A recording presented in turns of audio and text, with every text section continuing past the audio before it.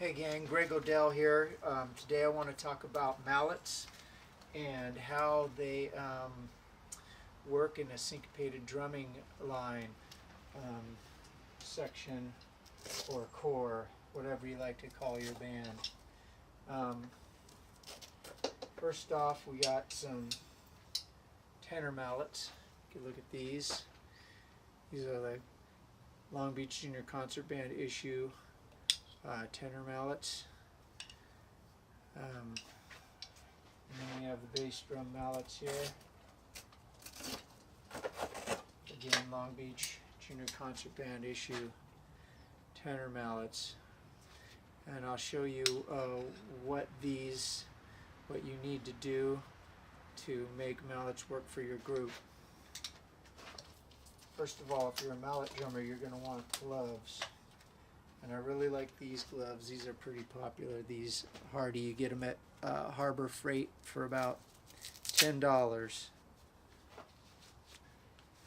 They're good, they're padded, they're comfortable, they're not too stiff. Some drummers like to use the inner glove with these for extra padding, so you could do that. You could put the inner glove on. Again, Harbor Freight is good for gloves, tools, and supplies for cheap. It's a little more snug, but it's going to offer more padding. Now, with your mallet, always in syncopated drumming, you want to have what's called the thong, or the rope. You can use different kinds of ropes. This looks like a thin parachute cord. Some people like flat straps. Anyway, let me show you how to rope this. Misconception is people usually just put it around their wrist and you get no control, you know, and you have to grip it tight. Well, playing in syncopated, you want a loose grip and you use the rope. So here's how you do it. Put your hand out flat, see that?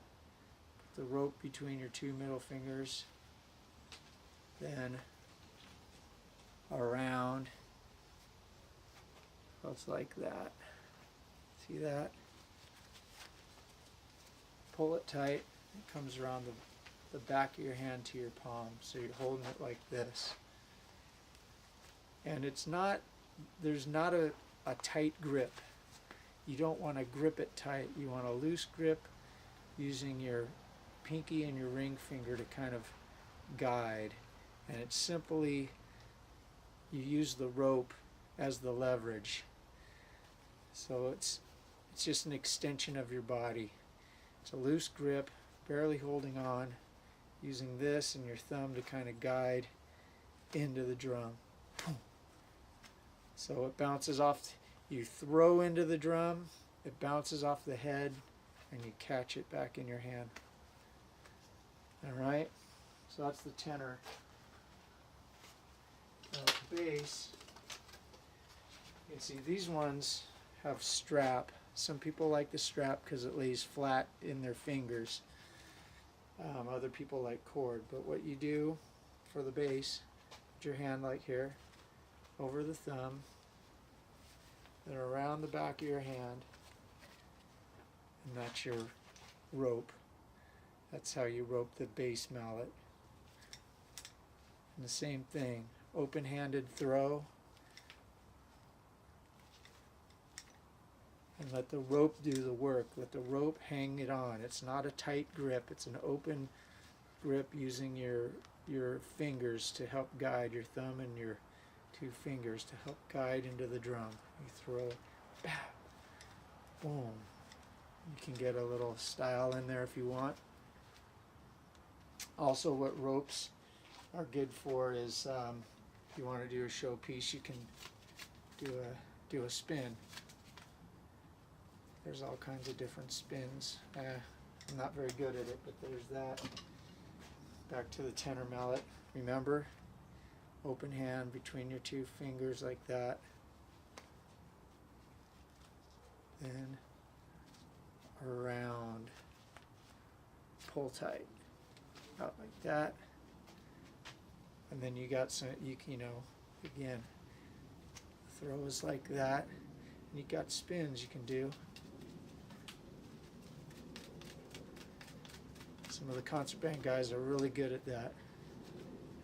So it's inside, outside, under or over the top. You can go as long as you want, whatever.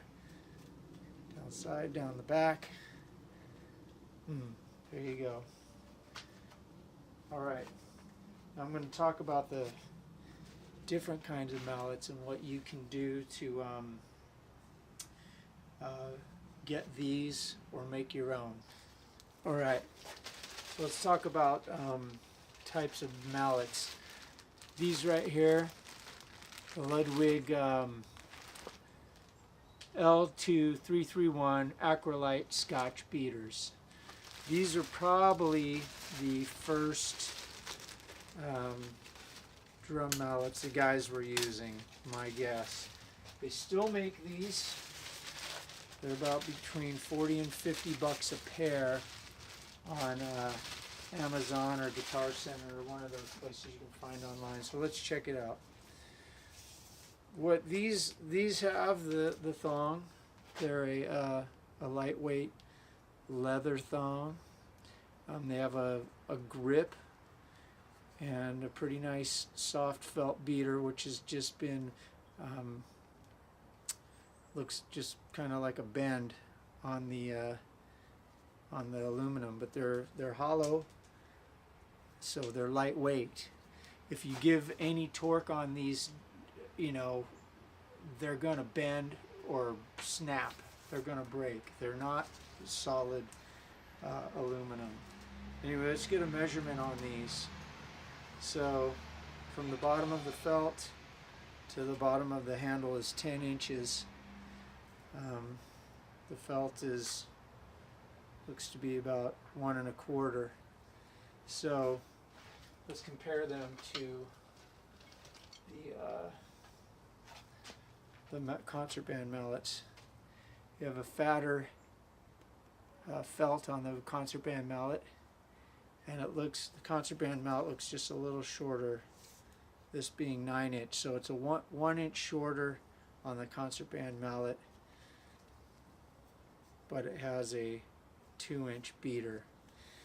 So anyway, with that said, there's a little bit of a difference. Now you can get these because they're ready-made.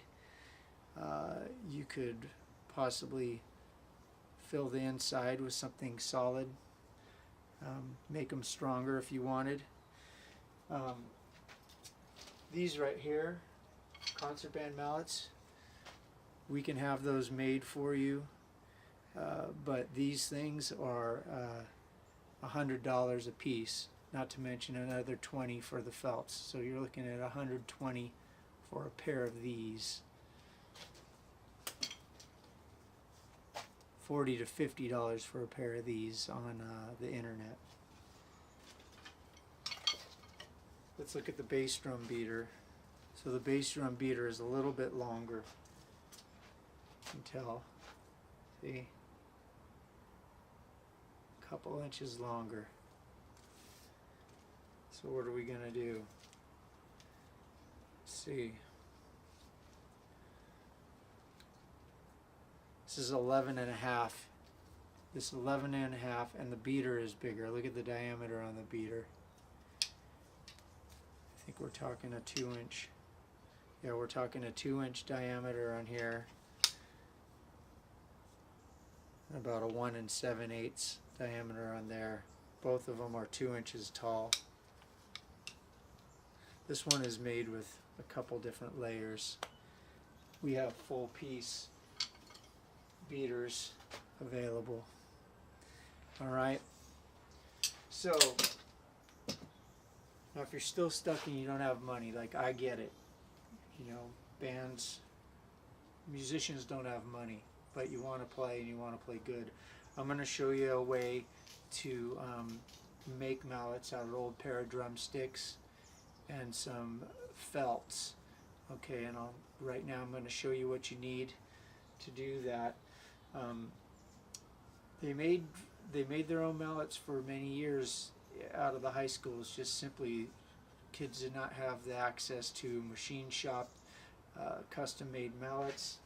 The store-bought ones were a little too weak, so we're going to show you how to do that, and I'll get a list of things you need. So here we go.